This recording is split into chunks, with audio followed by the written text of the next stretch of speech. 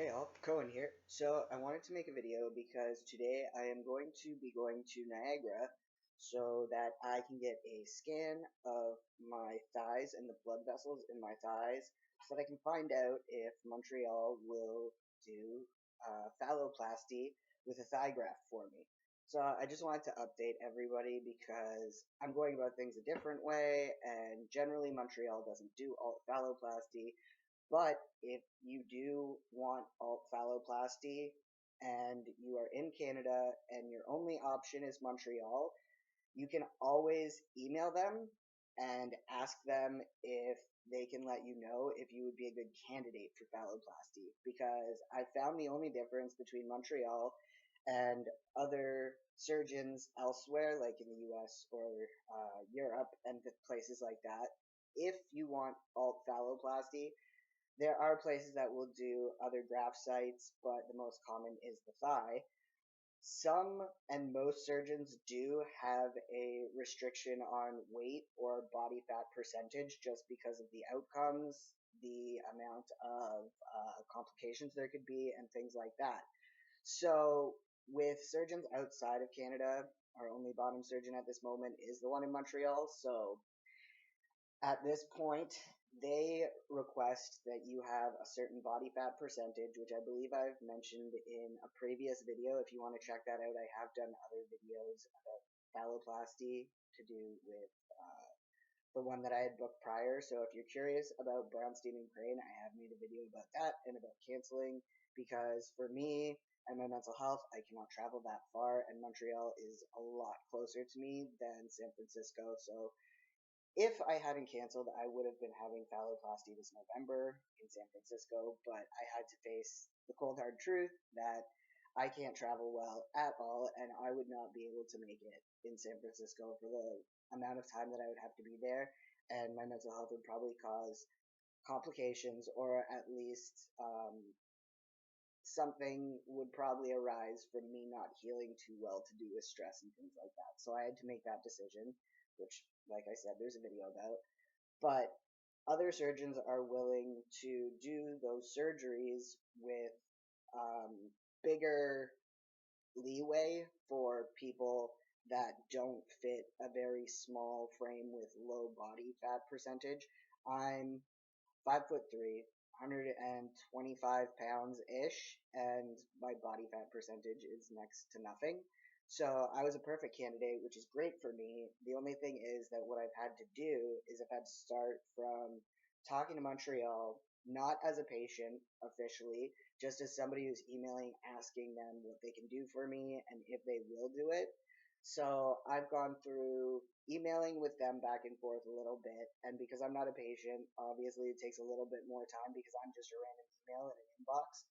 So they got back to me in a decent amount of time with my options and what I could do. I did have to go to my doctors and get forms filled out about my health care, my physical health care, and things like that, as well as my hormonal.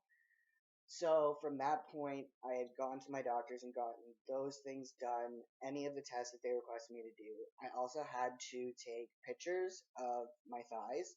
I also had to take a full standing picture, not nude, just a full standing picture so that when you do go to walk into that consult, they see you and they know like that is you, and they haven't been talking to somebody maybe who's not fitting the profile of what the guidelines are for their surgery.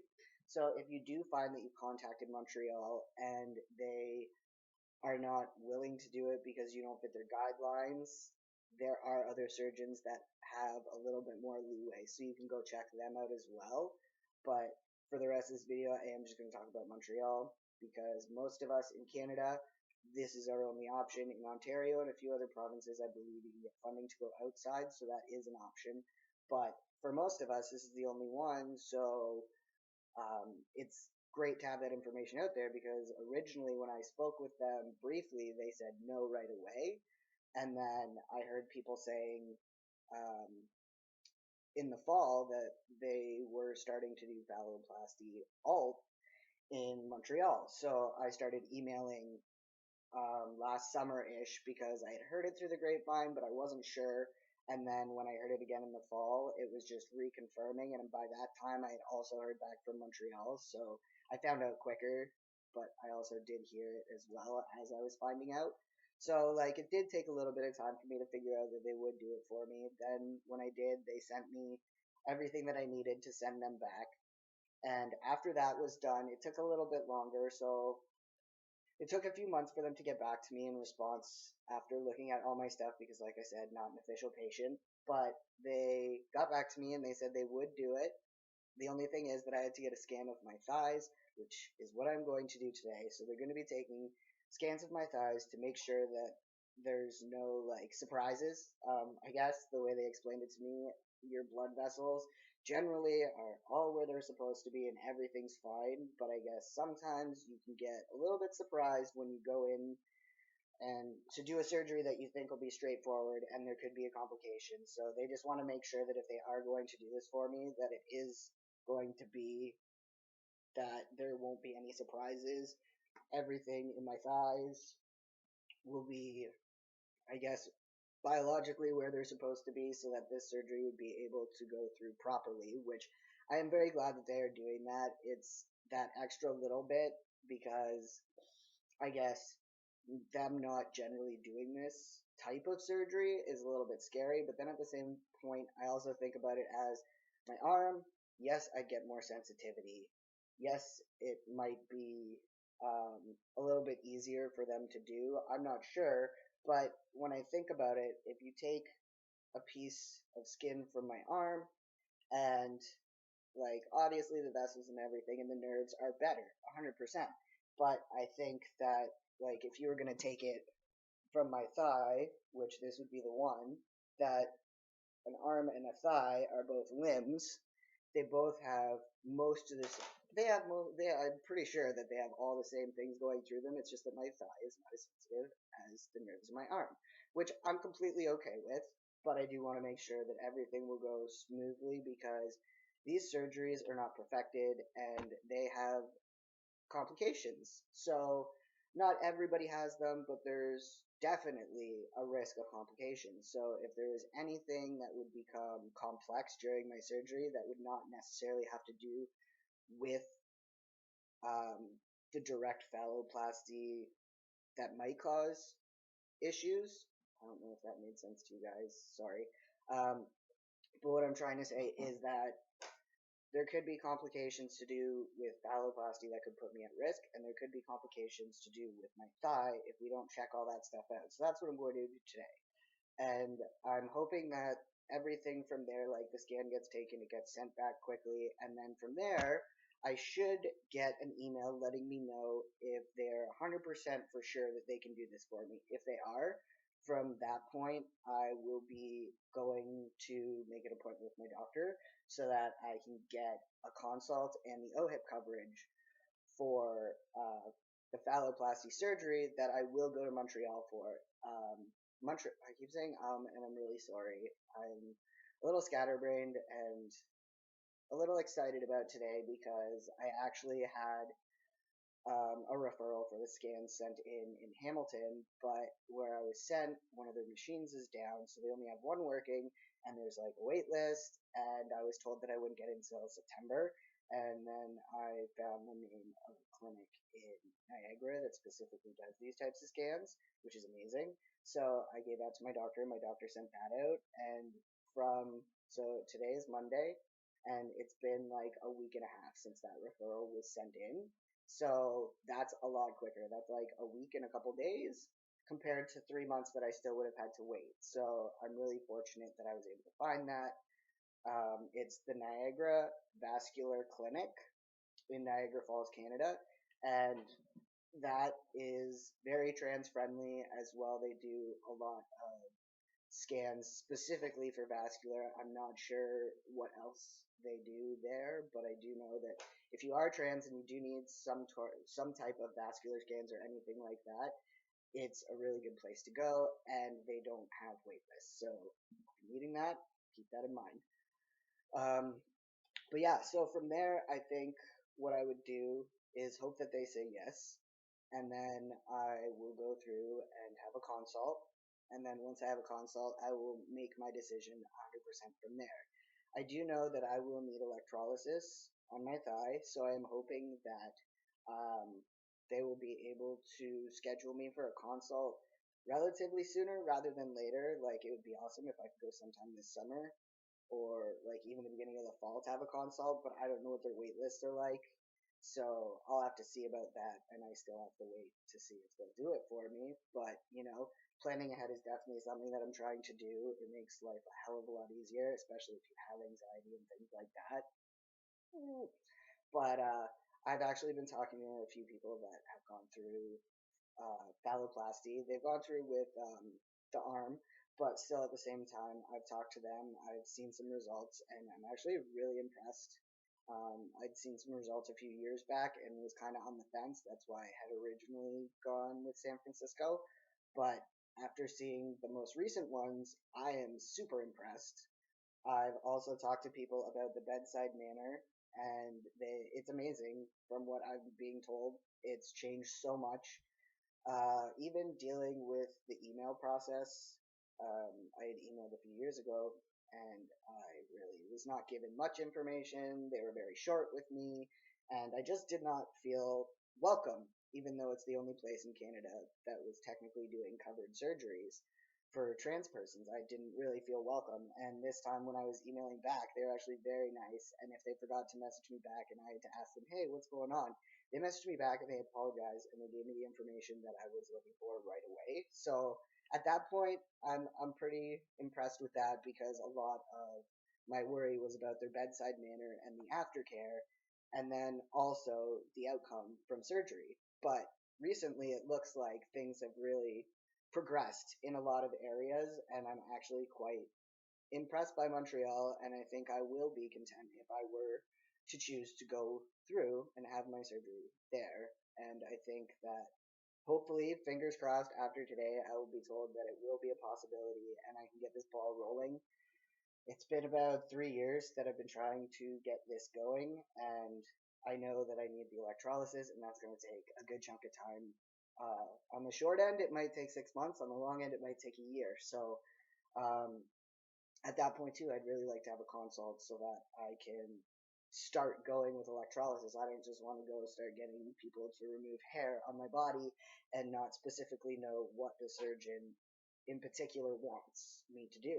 So that's kind of been one of those things, like I can't really go anywhere until I have all these things, and it becomes very anxiety provoking, and it kind of makes you feel like crap too because you've been waiting so long, and then because November isn't too far away, it leaves in my mind that I could be doing this, but mentally and physically I can't do this. So it's also acknowledging your own strengths and weaknesses, which can also bring out either the best or the worst of you, or sometimes it just brings out both, and you have to balance that. So I think in the entirety of this video, I just wanted to share the process that I'm going through because I don't know anybody else who's doing that at this point in time. I also know that we don't have a lot of options here in Canada. I know that in Ontario I could go elsewhere, but for me, unfortunately, that's not doable for me. So I'm in the same boat as people who only have one option. And I know that some people will say, but you don't, and I get what you mean, but I can't leave my home overnight for more than 2 days without going into full on panic attack mode and things like that and having to leave. So, yeah, it's really not an option for me. And I just want to be able to kind of share what I've been doing so that if anybody else has either the same issues or you can't travel for other medical reasons, or even if it's just funding, but you want to have the surgery, then I'd like to be able to at least share mine. I know that there are a lot of people out there that have had RFF with your arm, and there are quite a few videos out there. There are not a lot of results. I know a lot of people don't like to share them. I personally will not be sharing mine online. I might share like my leg scar or things like that. I will not actually be sharing pictures of my penis when and if I get it. But also the one thing is, like, I know that that's kind of like you guys don't get that information, but at the same time I do want to let Montreal know that they can have pictures of my results when done that they can use to show patients in office during consults. So if you're someone who goes through a consult, then it's one of those things like I do want to make that available for people, and it will be via Montreal if this is the path that I decide to take. But I just want everybody to know that I will not be going as in depth as to post pictures or videos of my new junk online. So um, if that's what people were looking for, it's not going to happen. I kind of apologize, but I don't because it's my business and it's my body, and I don't feel comfortable sharing that part. Other things throughout my transition have been fine, but this is one that I won't be going as personal into. I will tell you about how I felt physically, mentally, emotionally. I will tell you about the paths that I have gone through to get where I'm going and all those types of things. I'll probably do an update video once I get back from Montreal about the scans and things like that. So I will try to keep you guys updated as much as possible. I will try to give you as much information as possible, but I will not be getting PG-13 with pictures. So when I say PG-13, because nowadays PG-13 is a pretty useless rating, but generally if you're watching a PG-13 movies, there's nudity. So that's why I'm using it. I could say R, but I'm not getting crazy in here, so like it's not going to be a whole production. Okay, so we will keep it PG, where it keeps my clothes on, and I might show some scars, but I won't show my junk. So if you guys are willing to stick around and listen to what's going on, then I am fully open to answering questions and things like that. Hopefully I can get this ball rolling, like I said earlier, but this has been quite a long process. It's been tiring. It's been stressful. It's been upsetting, but at the end of the day, I'm just trying to get to that point where, for my personal self, I know that to finish my transition and feel like I'm just aging as a human, this is the last step for me, and I would really, really like to have this done and over with because I just kind of feel like I'm stuck, like I'm in a place where I'm watching everybody and they're just going on with life in a normal way, and I'm kind of like hanging back a bit because I'm not done yet, and I feel like I'm still a teenager. If that's I feel like maybe other people feel like that as well because I don't feel complete yet. I still feel like a teenager, or because I've gone through this transition and it's like a growing phase. I feel like even when I'm around people that are my age or a little bit older, I feel like not like mentally, like I'm not like I'm very intelligent most part, but just like in interactions with people that are my age or older, I feel like I'm this younger person that is in this group of people. And sometimes when I'm around younger people, I feel not necessarily more comfortable, but it's a matter of I don't feel like I'm too young to be in a conversation or too young to be on the same page as these people, because at this point in time my life is kind of at a standstill for personal reasons, for transition reasons and other things. So I'm kind of stuck in this mode where I always feel like I just kind of don't belong with my own age bracket, which kind of sucks because it's sitting there and watching like, oh shit, like you're doing your thing and I could do my thing, but I have other things that are restricting me, and I feel like my transition and the end of it, for me personally, because you decide when your transition ends, I just want to be at the point where I'm now aging as a man. As the man that I am, I'm aging as Cohen, and I don't have anything else that I have to do to finish before I can just live. So I kind of feel like I'm not really, like I'm living, but I'm not living my fullest life at this point in time, and I'm not living 100% right now. And so I guess that's kind of the feeling I'm kind of getting at. I just feel like there's not a space where I completely belong because I don't feel like I've been able to progress the way that I should have been. So it's a little upsetting, but I kind of try to take it in strides. And throughout transition, I have really realized to take things with a grain of salt. I realized that if I get misgendered, that in the beginning, oh yeah, I get mad. But I started to realize like it doesn't matter. I was at the Hamilton Pride this year, and there were agitators there, and I walked over and I just stood there with my hands in my pocket quietly, and I was watching everything that was going on. These people decided to say just like mean, nasty, hurtful things, stereotypical things about LGBTQ peoples, and um, I had this wave of emotion come over me where I laughed. I literally just laughed because I couldn't there were 7 people there that were agitators, protesters, compared to like almost 200 people that swarmed them in groups throughout the day. Like that, Pride was huge. I don't want to guess. I would say over 1,000 people for sure were there. Easy, easy. But there was always around like almost 200 people guarding these protesters, and they were doing their darndest to drown them out and this and that and everything. But for me personally, I was standing there, and I just realized that I don't give a shit what they say. Why do I care? And I know that that's a very like blunt thing to say, and everybody's like, "Well, you care," because when people say mean things, you care. But I think it was the matter of I was standing in a big park with about 200 other people from my community around me, and I was watching all of them fight for each other against 7 people that just didn't like us because of who we were, because they misconstrue religion, because they're ignorant. And the thing is, they already know that they're transphobic, homophobic, hateful. They know this. So by us telling them that, it just kind of redefines them for themselves. It lets them know that we know this. We know that they are, but they're proud of it. Just like we're proud of being who we are. But the difference is that we're not who we are to be hateful. So I think in that moment, I just really zoned in and realized that the things that are coming out of these people's mouths are just so ass backwards.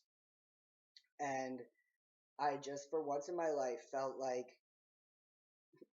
I don't really care. Like, what you're doing is making me laugh. Not because I think it's funny, it's because I think it's funny that 7 people think that they're going to come to this large event with over 1,000 people and they're going to change one person's mind. So if it was a big protest, I'm sure maybe I would have felt differently. I maybe would have joined in a little bit more. I did stand beside some people that were making very valid points on our side. But I just kind of wanted to let that out there because throughout transition and living as a trans person, you kind of get trapped in areas of life and you get trapped in hate because it's thrown at you so much for who you are. But I think that day I just made a realization that these are 7 people whose opinions are just terrible. But they're opinions that don't change my life. I went home that day. I had Father's Day with my parents, my brother, my sister, my wife, and her mom and dad. And whatever they said didn't matter to me. I didn't take it home with me. I didn't let it stew because in past I've done these things. Same with being misgendered and things like that. But I think I'm at a certain point now where I've realized that we have to realize we can change things, but we can't change every little thing. And if somebody doesn't like us, well, then they're probably just not going to like us. And my answer to somebody who doesn't like me, because I don't like to get violent, I'm going to ignore you.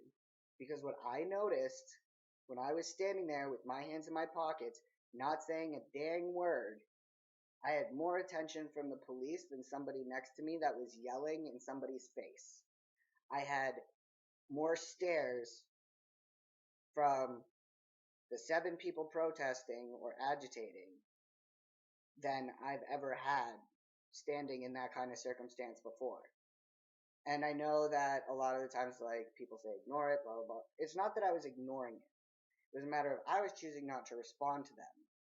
Therefore, letting them know, in my mind, that I'm going to stand right there and I'm strong enough to not care what you think of me. if you were to physically harm somebody, then of course my reactions would be way different. And I think that if we lived in the States, that there could have been a possibility of somebody being harmed at one of the prides that these protesters have gone to, and they've gone to quite a few. They've pretty much hit most of southern Ontario. But I do think that because we are in Canada and the area that we're in, that we've avoided that physical altercation and that aggression. We've had the verbal and emotional aggression, which I think if you need to let it out, you let it out. But at the end of the day, I think for me personally, and I think that other people might identify as well or find this to be something, sometimes your silence is more powerful than any words you can throw at somebody. Because when somebody decides that they don't want to listen to you, sometimes no matter what you say isn't going to change their mind. But sometimes if you have nothing at all to say to them, it kind of irks them a little bit more. So I know that wasn't part of the phalloplasty stuff, but I kind of just wanted to bring that up because I've been going through, I think, a lot of growing in the last few years. My opinions of certain things have changed. Nothing drastic, but I think just the way I handle things has also changed, and I wanted to kind of share that because some people have a hard time figuring out how they're going to handle a situation or things like that. And this isn't just for a protest or for um, if you're having a hard time with friends or with society, it could be for any part of your life, it might work for you. So I hope that everything that I've shared in this super long video has been informative, and I hope nobody fell asleep. And I apologize it's so long, but I like to be very, very in depth and comfortable with you guys. So I think sometimes I just carry on because I enjoy talking to you. I looked creepy there, but anyways, I am going to cut this off and let you go because I have to leave soon for my appointment. And I appreciate everybody who follows on Instagram, everybody who subscribes on here. If you don't subscribe, go click the button. I know I don't do a lot of videos as of recently, but I'm trying. I don't have a lot going on. When I have things going on, I will do videos.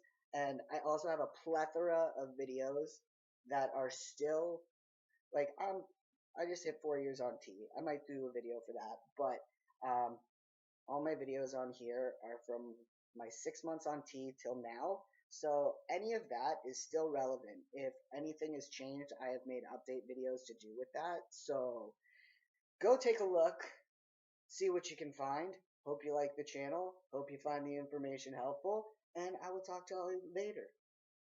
I will talk to you all later. There we go. Peace.